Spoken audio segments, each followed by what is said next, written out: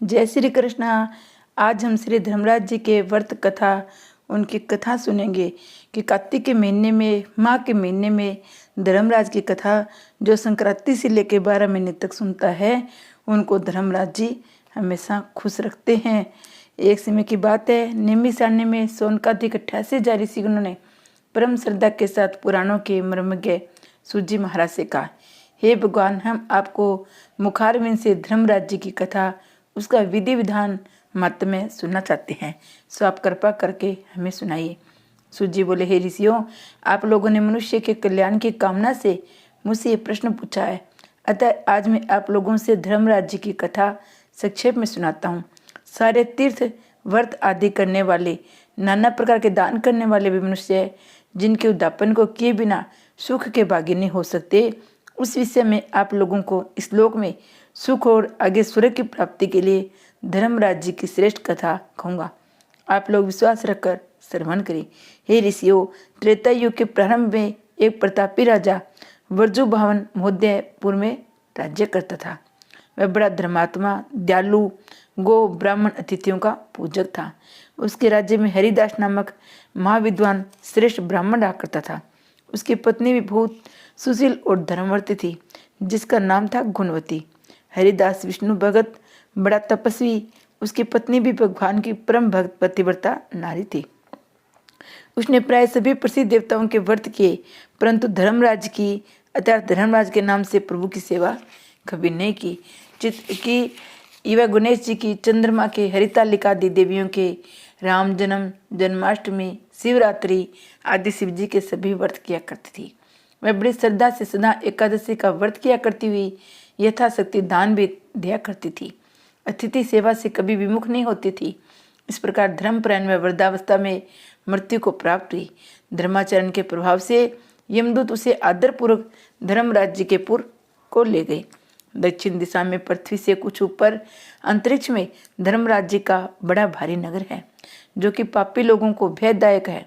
धर्मराज जी का 1000 योजन का है। वह चौकोर है, उसके 4 द्वार है। वे नाना प्रकार के रत्नों से शोभायमान है। उसमें कई मनुष्य जो पुण्य भोगने हेतु गए हैं वो निवास कर रहे हैं। स्थान स्थान पर गीत सुनाई दे रहे हैं, बाजे बज रहे हैं। उस नगर के 7 कोट है। उसके बीच में महासुंदर धर्मराज जी का मंदिर है। वह रत्नों का बना हुआ है। अग्नि, बिजली और बाल सूर्य के समान चमक रहे हैं। उसके दरवाजों की पेड़ियाँ स्फटिक मणि की है। हीरे की कड़ियों से आंगन चमक रहा है। उसके मध्य में रतन जड़े सिंहासन पर धर्मराज जी भगवान विराजमान है। उनके पास चित्रगुप्त जी का स्थान है, जो मर्त प्राणियों के पाप पुण्य का सारा लेखा जोखा भगवान धर्मराज जी को सुनाती हैं। यमराज जी के दूत गुणवती को वहां ले आए। उनको देखकर वह भयभीत होकर कांपने लगी, नीचे मुख करके खड़ी हो गई। चित्रगुप्त जी ने उसके पूरे जन्म की वे पाप पुण्य का लेखा आगे की व्यवस्था के लिए बताया गया। धर्मराज जी उस गुणवती की हरिहर आदि सभी देव अपने पति में भक्ति देखकर प्रसन्न हुए, पर कुछ उदासी भी उनके मुखमंडल पर झलकती हुई गुणवती को दिखाई दी। धर्मराज जी को उदास देखकर गुणवती ने निवेदन किया, हे प्रभु, मेरी समझ मैंने कोई दुष्कृत्य नहीं किया है, फिर भी आप उदास क्यों हैं? इसका कारण मुझे बताइए। धर्मराज जी ने कहा, हे देवी, तुमने व्रत आदि सब देवों के से संतुष्ट किया है, परंतु मेरे नाम से तुमने कुछ भी दान पुण्य नहीं किया है। ये सुनकर गुणवती ने कहा, हे भगवान, मेरा अपराध क्षमा करो। मैं आपकी उपासना नहीं जानती थी। अब आप ही कृपा करके वह उपाय बताइए जिससे मनुष्य आपके कृपा पात्र बन सके। यदि मैं आपके भक्ति मार्ग को आपके मुख से श्रवण कर वापिस मृत्युलोक में जा सकूं तो आपको संतुष्ट करने का उपाय अवश्य करूंगी। धर्मराज जी ने कहा, सूर्य भगवान के उत्तरायण में आते ही जो महापुण्यवर्ती मकर संक्रांति आती है, उस दिन से मेरी पूजा आरंभ करनी चाहिए। इस प्रकार साल भर मेरी कथा सुने, पूजा करे, इसमें कभी नागा न करे। आपातकाल आने पर मेरे धर्म के इन 10 अंगों का पालन करते रहना चाहिए। धरती, यथा लाभ, संतोष, क्षमा, यम नियम द्वारा मन को वश में करना, किसी वस्तु को नहीं चुराना, पर स्त्रियां पर पुरुषों से बचना, यानी मन की शुद्धि और शारीरिक शुद्धि रखना, इंद्रियों के वश में न रहना, बुद्धि की पवित्रता अर्थात मन में बुरे विचार न आने देना, शास्त्र विद्या का स्वाध्याय यानी पाठ पूजा, कथा श्रवण या व्रत रखना, तदनुसार दान पुण्य करना, सत्य बोलना, सत्यता का व्यवहार करना, क्रोध न करना, ये 10 धर्म के लक्षण हैं। मेरी इस कथा को नियम से सदा सुनते या पढ़ते या सुनाएंगे, यथाशक्ति दान पुण्य परोपकार भी करते रहे। जब साल भर बाद फिर मेरी मकर संक्रांति आवे तब उद्यापन कर दे। सोने की असमर्थ हो तो चांदी की मूर्ति बनावे। विद्वान ब्राह्मण के द्वारा पूजन हवन आदि करे। मूर्ति की प्राण प्रतिष्ठा कर पंचामृत से स्नान करके षोडश मंत्र से उसकी पूजा करे। मेरे साथ चित्रगुप्त जी की पूजा करे।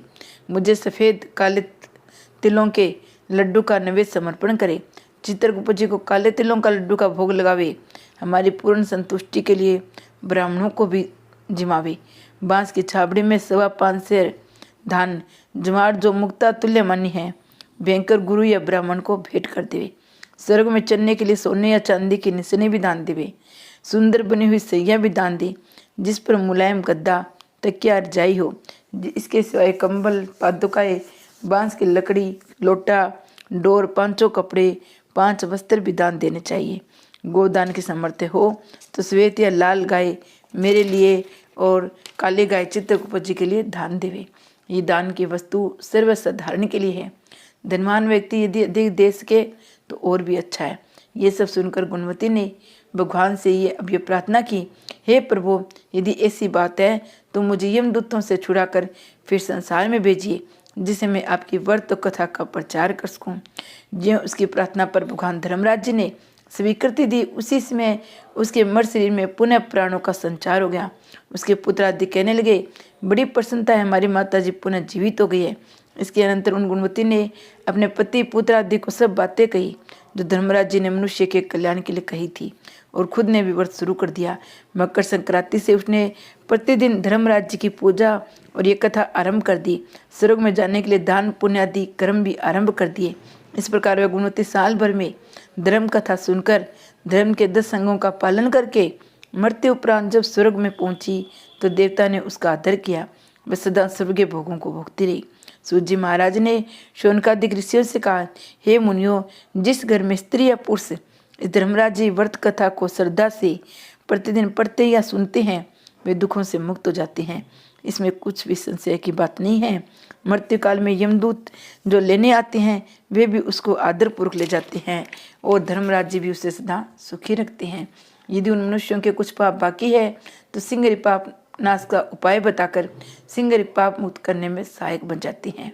गुरुड़ पुराण आदि में लिखा है, पापी लोगों को यमदूत महान कष्ट पहुंचाते हुए ले जाते हैं, परंतु धर्मराज जी की कथा करने वाले यमलोक मार्ग में भी कष्ट नहीं पाते हैं।